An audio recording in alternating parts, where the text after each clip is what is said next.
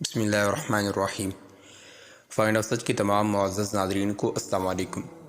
ناظرین اکرام، آج کی اس ویڈیو میں ہم تابوت سکینہ کے بارے میں جاننے کی کوشش کریں گے۔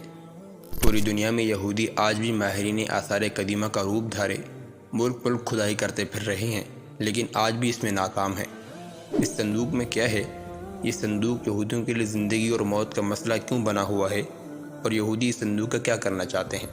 ان تمام سوالات کے جوابات ہم آج کی اس ویڈیو میں جاننے کی کوشش کریں گے۔ سب سے پہلے اب قرآن کریم میں دیکھتے ہیں کہ اس صندوق کی کیا اہمیت تھی اور اس میں کیا تھا۔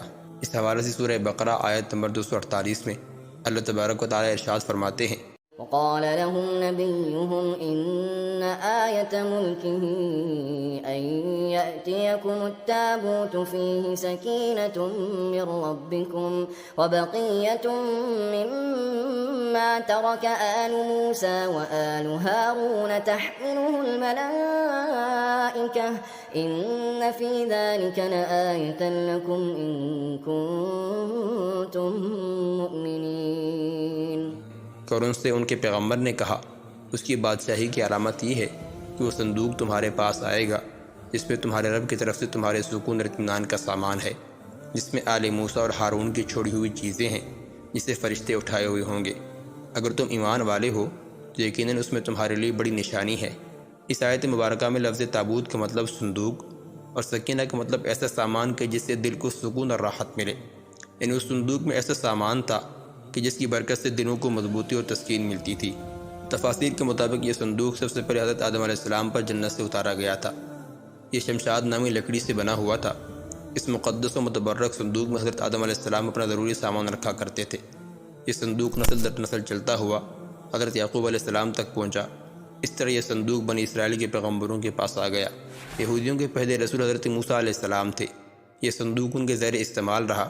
اس میں آپ علیہ السلام اپنا عصا مبارک اور آپ پر نازل ہونے والی تورات کی لوحیں رکھا کرتے تھے، یعنی اس صندوق میں انبیاء کے معجزات کی اشیاء محفوظ ہوتی تھیں۔ حضرت موسیٰ و ہارون علیہ السلام کی دنیا سے رخصت ہونے پر ان کے لباس، عصا مبارک اور اس طرح کی دوسری چیزیں بھی اس صندوق میں محفوظ کر دی گئیں۔ یہ معجزات اللہ تعالیٰ کی طرف سے ان انبیاء پر اتارے گئے تھے، چنانچہ ان کی برکت سے اس صندوق کو خاص فضیلت حاصل تھی۔ بنی اسرائیل کے لوگ اس صندوق کا بہت احترام کرتے تھے۔ اس کی وجہ یہ تھی کہ اس صندوق کی برکت سے ان کو بہت زیادہ فوائد حاصل ہوتے تھے۔ کبھی زلزلہ، سیلاب، خوفناک آندھی و طوفان آتا تو یہ تابوت سکینہ کے وسیلے سے دعا کر کے اس سے نجات پا لیا کرتے تھے۔ یہ قوم بہت ہی عجیب و غریب عادات کی مالک تھی۔ ایک طرف تو صندوق اور اس میں موجود اشیاء کا احترام اس قدر کرتی تھی کہ تصور بھی نہیں کیا جا سکتا، تو دوسری طرف اللہ تعالیٰ کے احکامات سے مکمل روگردانی کرنا ان کا معمول بن چکا تھا۔ یہ نہایت ضدی، اڑیل، مغرور اور سرکش لوگ تھے، حد سے زیادہ لالچی، مال و دولت سے محبت کرنے والے اور ظالم تھے۔ پھر حضرت داؤد علیہ السلام کا دور آیا۔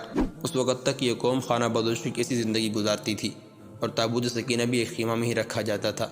حضرت داؤد علیہ السلام نے ان کے لیے ایک عبادتگاہ تعمیر کرنے کا ارادہ کیا، جسے ان کے بعد ان کے بڑے حضرت سلیمان علیہ السلام نے بیت المقدس کے مقام پر عظیم الشان عبادتگاہ کی شکل میں پائے تکمیل تک پہنچایا۔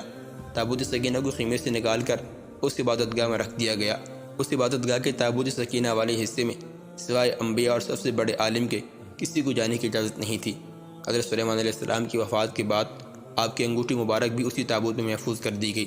جب حضرت زکریا علیہ السلام کا زمانہ آیا تو اس وقت تک یہ قوم اس قدر گمراہی میں ڈوب چکی تھی کہ اللہ تعالیٰ کے پیغمبروں کی تذلیل و تحقیر ان کا معمول بن چکا تھا۔ اللہ تعالیٰ ان سے سخت ناراض ہو گیا۔ یہ حضرت عیسیٰ علیہ السلام کی پیدائش سے 586 سال پہلے کی بات ہے کہ حضرت یحییٰ علیہ السلام کی موت کے تھوڑے ہی عرصے بعد عراق کے بادشاہ بخت نصر نے اسرائیل پر چڑھائی کی۔ اسرائیل کی اینٹ سے اینٹ بجا دی، لاکھوں یہودی جان سے گئے اور لاکھوں کو غلام بنا لیا گیا۔ بیت المقدس کو مکمل تباہ کر دیا اور اس میں رکھے تابوت سکینہ کو قبضے میں لے کر اپنے ساتھ لے گیا۔ بخت نصر نے تابوت سکینہ کا کیا کیا یہ آج تک کسی کو معلوم نہیں ہو سکا، لیکن تابوت سکینہ ہمیشہ کے لیے یہودی سے چھن گیا۔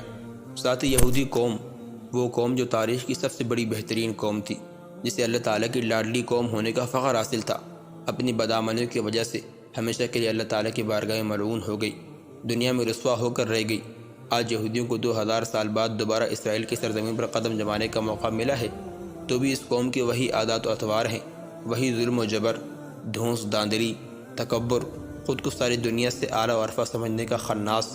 اللہ تعالیٰ کی طرف سے لعنت زدہ ہونے کے باوجود بھی ابھی تک اللہ تعالیٰ کے لاڈلی قوم ہونے کی خوش فہمی موجود ہے۔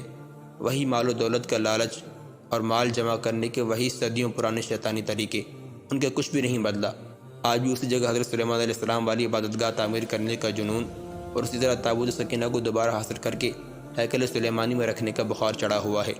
یہ آج بھی مسجد اقصیٰ کی مغربی دیوار جو ٹائٹس کے دھاوے میں بچ گئی تھی، ہیکل سلیمانی کے آخری سمجھ کر اس سے لپٹ لپٹ کر دھاڑے مار مار کر روتے ہیں۔ ان کے جنون اور ماضی سے لپٹے رہنے کا یہ عالم ہے کہ پورے کرۂ ارض کو کھود کر اس میں سے تابوت سکینہ تلاش کرتے پھر رہے ہیں۔ ان کو اپنے آخری مسیحا کا بے صبری سے انتظار ہے، جس کے جھنڈے تلے ایک بار پھر ان کو پوری دنیا پر غلبہ حاصل ہو جائے گا۔ اس ایک آنکھ والے مسیحا دجال اکبر سے ان کو اس قدر محبت ہے کہ پوری دنیا میں اس کی ایک آنکھ کی نشانی کا پرچار کرتے پھرتے ہیں۔ اس کی آمد پر متحد ہونے کے لیے کئی خفیہ تنظیمیں بنا رکھی ہیں جو اسے خوش آمدید کہہ کر اسے خدا مان لیں گی۔ تابوت سکینہ کی موجودہ جگہ کے بارے میں مختلف لوگ قیاس آرائیاں کرتے رہتے ہیں۔ اس پر انگریز، عیسائیوں اور یہودیوں نے بڑی ریسرچ کی ہیں، لیکن حتمی طور پر یہ سارے کسی ایک نقطہ نظر پر متفق نہیں ہو سکے۔ اس کے بارے میں مختلف نظریات ہیں۔ ایک مشہور آثار قدیمہ کا کہنا یہ ہے کہ یہ مشرق وسطیٰ میں ہے۔ ایک نظریہ یہ ہے کہ بحیرہ مردار کے قریب کسی غار میں یہ تابوت گم ہو چکا ہے، جبکہ کچھ کا نظریہ یہ ہے کہ یہ تابوت حضرت سلیمان علیہ السلام کے محل میں ہی موجود ہے۔ بہرحال ان کی کوششیں جاری ہیں، لیکن تاحال انہیں ناکامی کا سامنا ہے۔ حتمی طور پر اس بارے میں کچھ نہیں کہا جا سکتا۔ واللہ اعلم بالصواب۔ اللہ تعالی ہمیں ان یہودیوں کی تمام تر سازشوں سے بچنے کی توفیق عطا فرمائے اور دجال اور دجالی فتنوں کے خلاف جسمانی، ایمانی اور مالی طاقت عطا فرمائے۔ انشاءاللہ زندگی رہی تو اگلی کسی ویڈیو میں ملاقات کریں گے۔ السلام علیکم ورحمۃ اللہ وبرکاتہ۔